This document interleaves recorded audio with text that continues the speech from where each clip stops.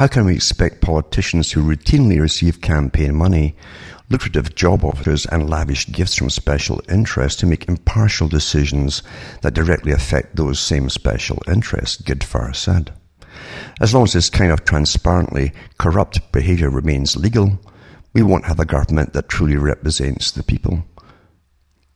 Well, you see, that's how it's always been.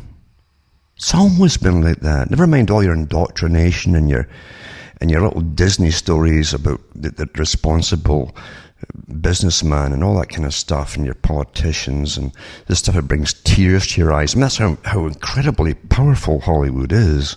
I mean, you pull out the stars and stripes and play the right songs and so on, and you start crying. And there's the politicians draped in the national emblems and symbols and all the rest of it.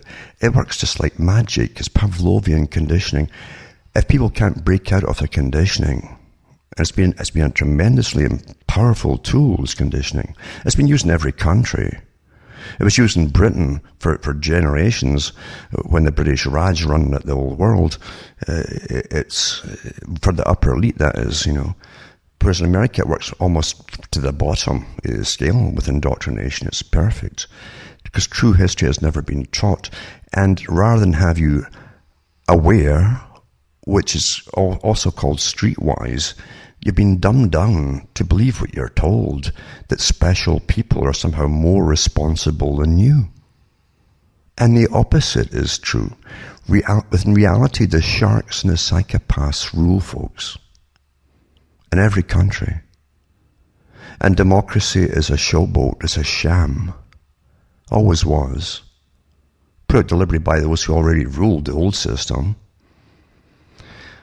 And now they've been training you gradually, not to even be concerned about it. Just accept that you're betters that come out of the special wombs and special birth canals to get launched into the world have the right to rule over you because they're superior than you. You see, or to you. So therefore, wake up. And that means, honestly, I used to say, it's like jumping out. If you want the truth, how many folk truly want the truth?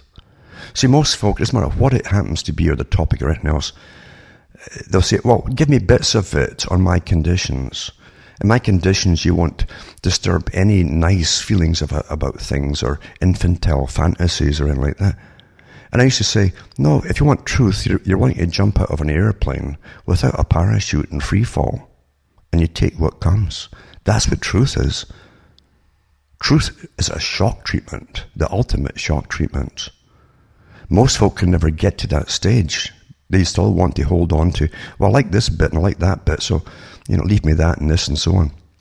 And a list of stuff. That's not what truth is. Truth is looking at things critically, unemotionally, and looking at what is. You see, what is. That's all there is to truth. The preponderance of evidence or lack of evidence always affects the jury's decision in court. And you have all the evidence you need to back up everything I've been saying here over many, many years to get the verdict. But you don't want to go that way, do you? You want to think, well, like the conditioning from Hollywood, the one will arise. The one person will arise. The old Clint Eastwood thing. He'll just ride into town and clean it up for you. You can sit back and let him do it all. And then you can applaud him and give him awards at the end of it. While you do nothing yourselves. Most folk truly don't want the truth, you see. That's sad. The worst crime, I think, in all generations going down through history, is robbing people of their minds, their own personal mind at birth for their whole life. And generations, mountains and pyramids of people over generations dying, never knowing truth in their whole lifetime, never having an inkling of what really was behind anything that happened in their lives. Or even why they were fighting and dying at times and getting used like cattle. I deal with what's called truth for those that want it, without conditions. From Hamish myself from Ontario, Canada, it's good night to me. Your God or your gods go with you.